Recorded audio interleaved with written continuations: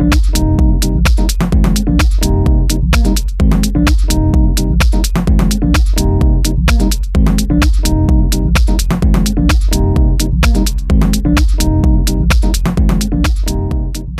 this edition of Lexington Now, community corrections, police roll call, and I was here.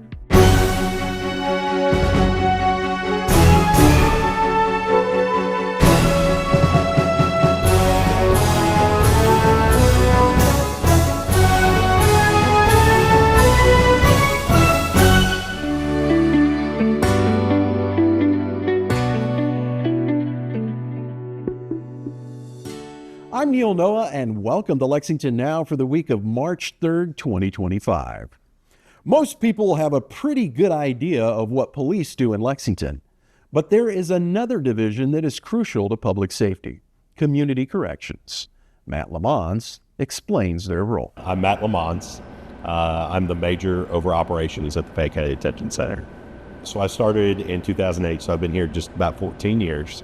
Currently, I'm over operations, which is all of custody. I've worked in intake, I've worked in classification, inmate services, a bunch of different areas throughout the facility. So we've got about 300 employees so right now. Our division is Division of Community Corrections, and what we are is anyone that gets arrested inside Fayette County, whether it's by the police department, sheriff's department, it could be Kentucky State Police, ATF, whoever. If you get arrested inside Fayette County, you'll come to us and await your trial. Right now, we're hovering about 950 inmates. Most of those are pretrial detainees that we're waiting to go to court. Some of them have been sentenced and are waiting for a bed with the state. If you're working in custody, you're working in a housing unit like what I'm in right now, and you're in charge of the safety and security of the inmate population, and making sure that everybody gets all their needs. They get their medication, they get fed, they get their recreation, stuff like that. But that's just custody. You have other areas in our facility as well, such as intake, that does the booking in and booking out process of new inmates or releases. You have master control that controls a lot of the doors that we have. You have electronic monitoring for ankle bracelets. You have inmate services to be the inmate's liaison with the outside world. You have classification that decides where all the inmates go. So once you get started with a job here, there's a lot of different possibilities that you can explore and move around and get so that you're not doing the same thing every day. It's a real close-knit environment. You know, we all have each other's backs. Even if you're in a different area, we kind of know what everybody does. So that way you can kind of understand, you know, what everybody's going through. So everyone really pulls together and helps each other out. One thing that not a lot of people know is how much of an impact you can really have on individuals' lives, whether it's someone that you work with or someone that you work with because they're made to be here. You know, just treating everyone like they're your neighbors, because in reality, a lot of the people that are here aren't here for big, huge offenses. They're here because they got caught doing something against the law, and this is where they ended up. But they could be your neighbor, they could be a coworker from a past job, or they could be a friends or family of someone that you know. Right now, we're looking at filling about 100 vacancies that we have for new officers. So those officers, you know, you'd start out working custody, kind of working in the housing units, but as you kind of move on with your career with us, you can move into a lot of those different opportunities. You can also move up the ranks too. I started here as an officer, you know, I became a sergeant, then a lieutenant, then a captain, then a major. So there's a lot of not just lateral mobility, but vertical mobility as well, as far as working your way up the command structure. So we actually have our own landing page on the Lexington, Kentucky website. So if you go to lexingtonky.gov/correctionsjobs, it gives you information not only on what the job is about, but what the hiring process is like too. So we usually run a recruit class every month and a half, somewhere in there. And if you apply in between those, we actually bring you on, start you getting paid before the class starts, where you kind of go around, you shadow other officers, kind of get a little bit more of an idea of what that's like. So what you need to be legally able to work in the United States. You have to be 21 years old and a U.S. citizen. What we're looking for is someone that doesn't have any felony convictions, but you know, if you go on the website, it really shows you all the individual little things and really guides you through that process. One thing that's nice about our division is we will train you from the ground up. when I started here, I had no background in criminal justice. I did not go to school for criminal justice. All the training that you need, we will give you, and you'll get paid during that training. It's 5 weeks of classroom training, and then you'll have 5 weeks with an officer assigned to you to show you the ropes. They'll start out having you just watch them. By the end of that 5 weeks, they're just kind of checking in on you, making sure you're doing okay. So right now we're starting at $20 an hour. The other things that you get too, health, vision, dental, you get money to go towards all those plans. You also get quite a bit of paid time off that you can start accruing. You start accruing that on day one. So that's, you start with 3 weeks of vacation a year. That's plus 12 government holidays. We get 2 flex holidays in there as well. We also get 120 hours a year worth of sick leave. So that way, if you are ill and you have to take time off, you're not taking away from vacations that you could take later, just covering while you're not feeling well. I actually came to this career for the benefits before anything else. Having the retirement, having health insurance, dental insurance, I got to a point in my life that I had to start paying attention to that, and that brought me into the career, and it's kept me here ever since. I really think it's a good job. You should check us out. Check out the website. You'll see a couple videos, see what the job's about. Again, it's lexingtonky.gov/correctionsjobs. Lexington police have a big job in protecting and serving residents, and the job is split up into more manageable segments. We caught up with the folks at police to talk about how this is handled. Well, I'm Jonathan Gist. I'm a police officer here with the Lexington Police Department. My name is Josh Choi. I'm a patrol officer for the Lexington Police Department. My name is Chase Hinderlight. I'm a police officer. I'm Taylor Mitchell. I'm a police officer with the Lexington Police Department. My name is Adam Cervasio. I'm a police officer at the Lexington Police Department. My name is Officer Charles Davis. I'm with the Lexington Police Department.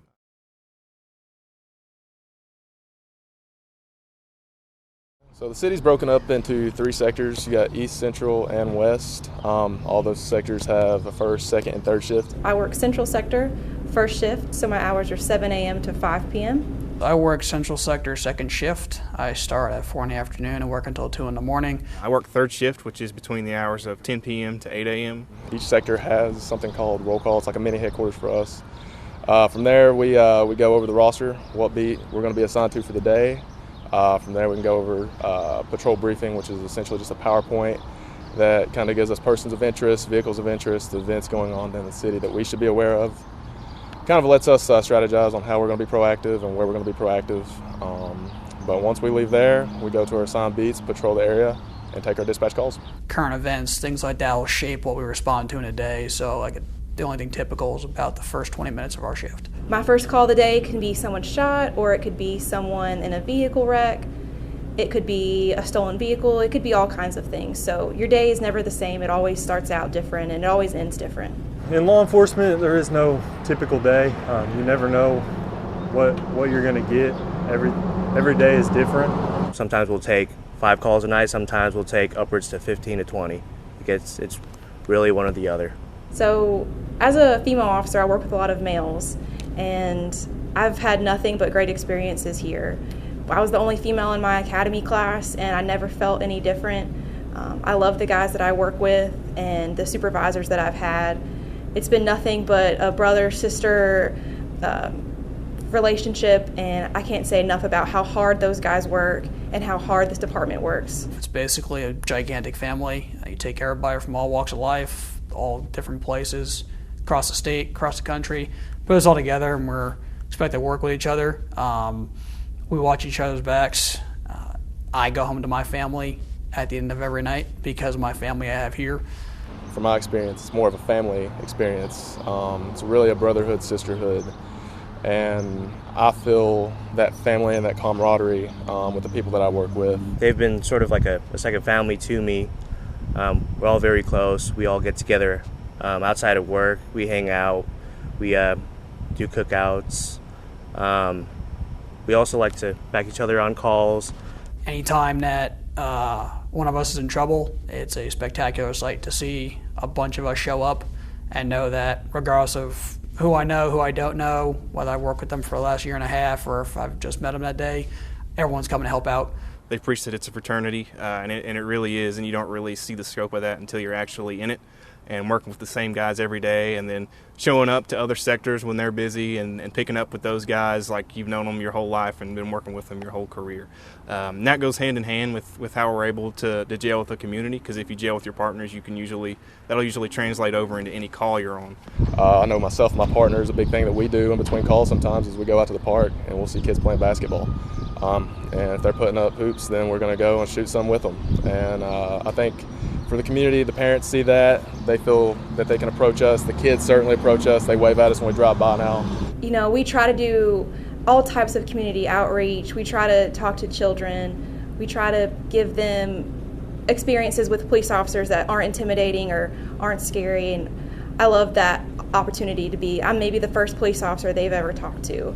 And it's a positive experience. And I hope it leaves them with a feeling that they can always call us if they need us. Majority of the time we deal with people on their worst days, worst case scenarios.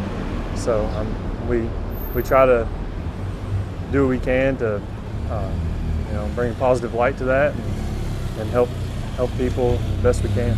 It can be at a 10, and then if the right officer shows up, if they've made a connection with that person, whether they're going through a crisis or some kind of something else that's got them in whatever they're experiencing, if they see that officer and they can recognize that and they've made that connection, it can automatically change the pace. We like to build rapport with them, get to know our gas station owners, our store owners, and just develop a good rapport with them, so that way if a big crime were to happen in their store, if they were to be witnesses to those crimes, they're more open to give us information, and they won't be so wary of being like, oh, that's the police, yada yada yada. They know us as Josh instead of Officer so and so. After the break, we introduce you to I Was Here.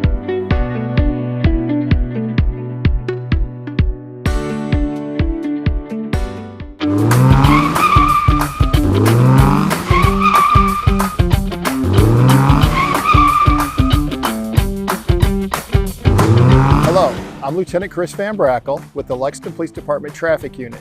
Today we are talking about disability accessible parking and the aisles between those parking places. Accessible parking is a valuable and necessary resource for people with disabilities, and that includes the striped area next to accessible parking spots. These are access aisles, and it is illegal to park here even if you have an accessible parking permit. Police and Lex Park will write tickets when they see vehicles parked in an access aisle or parked in an accessible space without a placard, and the fine is $250. Know where and where not to park. Keep the access aisles clear. Thank you, and drive safe.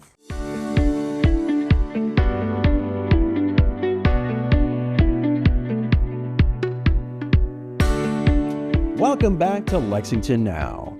The I Was Here project chronicles American history with a series of public art and history installations. We joined Mayor Gorton for a celebration of the project. This is really a special project that began right here in Lexington but has gained national acclaim, visiting cities such as New York, and in Florida we have Fort Lauderdale, as well as D.C. So this is really growing a conversation across the country, and again, that it started right here with contemporary artist Marjorie Guyon and her team. I started as a model in 2016 and became an installer, a writer, a holy man. We just keep moving forward. An inch at a time is an inch of progress. Small beginnings are something that no one should ever frown upon, because some of the greatest inventions have come from small beginnings. So we started out very small. So it has just been a very overwhelming experience to me to finally see the people that are starting to embrace the I Was Here organization and understand what it is that we're trying to do. Marjorie Guyon's studio overlooked this block all the years that she was a painter and artist across the street. And This, of course, was the site of significant slave trading in our history. And it was very important as we thought about reimagining what this building could be in its next chapter, in its 21st century chapter, that we honor the past and also tell a different story about how we have evolved and how we are moving forward. This project is about becoming. This project is about being able to see. This is about what is true. It's about strength. This is about vision. This is about history. This is about voice. This is about power. This is about your power. This is about how you use your power. I started Operation BU, Inc., which is a girls' nonprofit, ages 10 to 17 years of age. We develop life skills through mentoring, coaching. I mean, we do the whole gambit to give the girls an opportunity to have the things that I didn't have when I was their age. I didn't have the mentorship, the coaching, anyone to guide me, to lead me through the right direction. I was not empowered like these young ladies are, being empowered, not only through Operation BU, but through the I Was Here project. We are here to give voice to the project. These beautiful photos, they're beautiful without words, but guess what? They're even more powerful with words. And these words are from the Operation BU team. And when I say team, I'm talking about these young ladies and the parents and the community that we've held these workshops. So I'm going to stop talking and I'm going to let you all experience some of the narratives. Dear America, I know my love for you is overlooked, seen simply as an act of obligation and not for what it truly is, a reminiscing of a time when my ancestors built you from the ground up. But America, it's more than that. It's a dream that many before me have worked to fulfill. Equality and equity is this dream. Vitality is this dream. We have the materials, America. We just need you to open the door. Those before me have bestowed upon me the responsibility to help you, but I have been marked as an inconvenience. Dear America, I don't want to be seen as your weakest race. I don't want to be looked down upon as you would the mud on your shoe or the blood on your knife. I am your legacy, your future. I am here, America. I was here. Being a nation builder, I feel it is important to emphasize the accomplishments of my people and my ancestors. People who accomplish great things should always be recognized and should be awarded and receive praise. But why is it that my ancestors worked so hard to go unrecognized? All the foundations, all the buildings and institutions that we cross paths with today, we never step and we never stop and think of the hands that built everything that we have today. You know, what this represents is artists, it represents historians, it represents the public sector, the private sector, all joining together to make this a piece of our history. It's public history, and it's an art installation that we will remember and have forever. So I think that this also represents progress that Lexington continues to make. And the I Was Here project and Operation BU have worked together to create this wonderful installation that's really deeply moving. And it's deeply rooted right here in our community. And it's a perfect way to keep celebrating our 250th anniversary here in Lexington. Another busy week of live meetings is coming your way this week on Lex TV and streaming online. But remember, you can also find the most up-to-date information on non-televised city business at lexingtonky.gov. Here's this week's meeting coverage.